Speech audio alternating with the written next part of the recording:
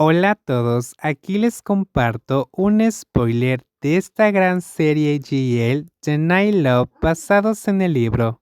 No dudes en suscribirte para estar al pendiente de los nuevos spoilers que traigo para ti.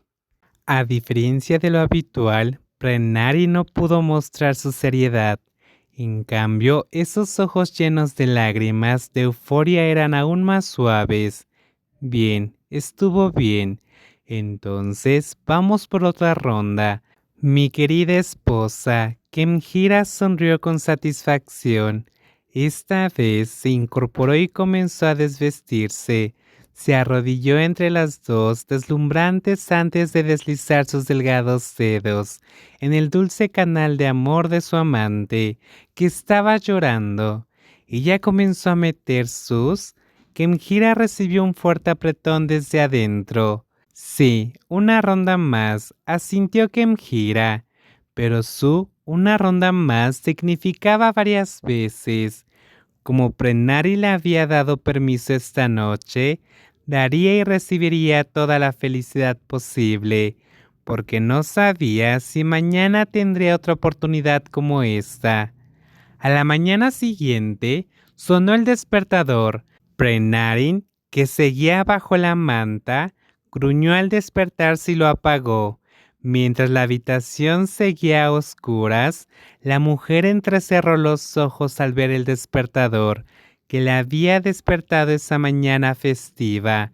Antes de tener que levantarse de un salto, incrédula, ya que no era su hora habitual de despertarse, ya eran las 11. ¿Qué? ¿Las 11?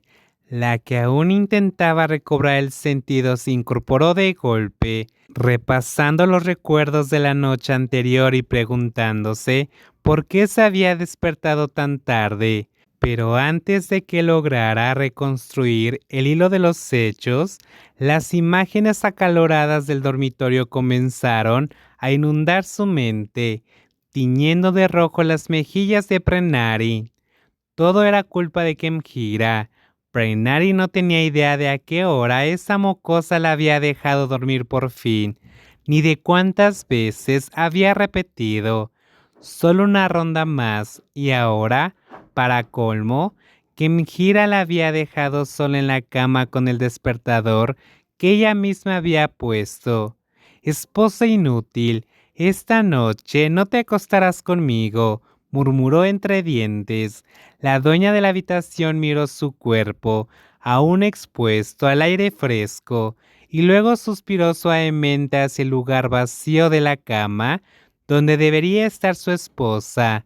Se levantó con pereza para ir a ducharse y vestirse. Su padre almorzaría al mediodía, y si no bajaba a tiempo, sin duda comenzaría a sospechar.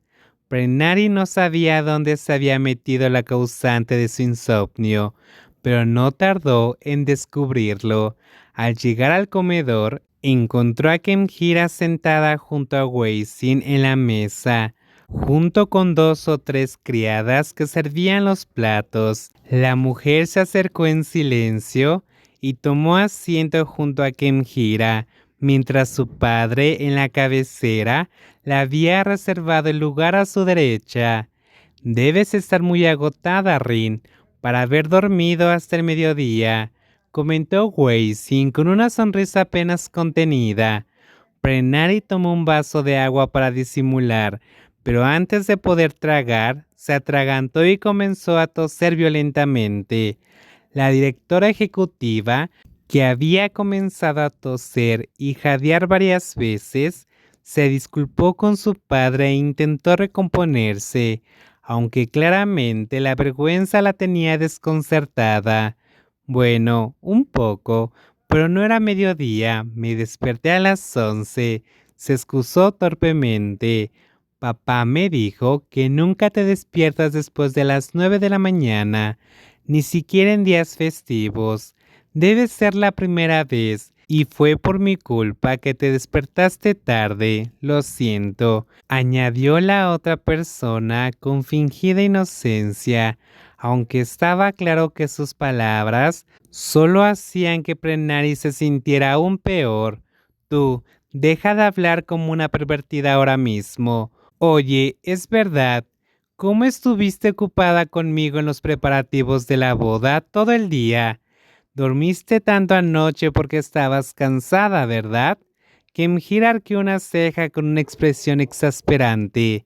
Prenari la miró con enojo, visiblemente molesta. ¿De verdad iba a dejar que esa chica la avergonzara así delante de todos?